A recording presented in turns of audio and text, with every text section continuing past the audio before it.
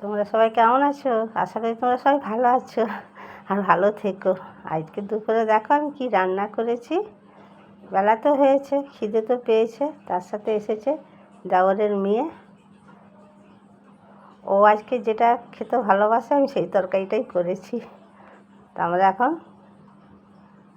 দুজনে মিলে খেতে বসবো। তোমাদের কি খাওয়া হয়ে গেছে গো? না হলে তোমরা একদিন চলে আসো তোমার বাড়িতে, খেয়ে যেও। তেমন কিছু রান্না করিনি। এত গরম না, ভাপ উঠছে তরকারিতে, মানে আমার দেরি হয়ে গেছে রাঁধতে, তো গরম গরম নামিয়েই খেতে বসছি। এটাকে আমি আগে সাজিয়ে গুছিয়ে দিয়ে দিই, তারপর আমার ভাতটা নিয়ে বসবো। এত দুষ্টু মেয়ে কলেজ থেকে আসার পথে আমাদের বাড়িতে ঢুকেছে, ঢুকে বলছে, জেঠিমা রেডি করো, ভাত খাবো। আছি বাবা, আজ যা রান্না করেছি। বলছে, তুমি যেটা রান্না করছো সেটা তো আমার খুব প্রিয় গো।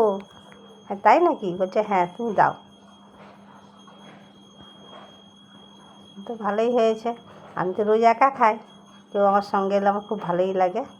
তা আমি ওল দিয়ে আলু দিয়ে তরকারি করেছি, উচ্ছে ভাজা করেছি, আর বাড়িতে মাছ ছিল, সেই মাছটাকে একদম কষা কষা করে নিয়েছি।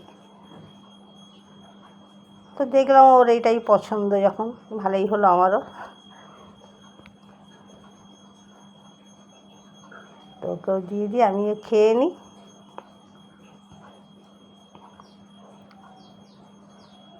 বলছে, লঙ্কাটা দিচ্ছ কেন? আমি যেটা তোকে খেতে হবে, নাহলে বাড়ি যেতে পারবি না। বলছে, খেতেই হবে? আমি বলছি, হ্যাঁ খেতেই হবে।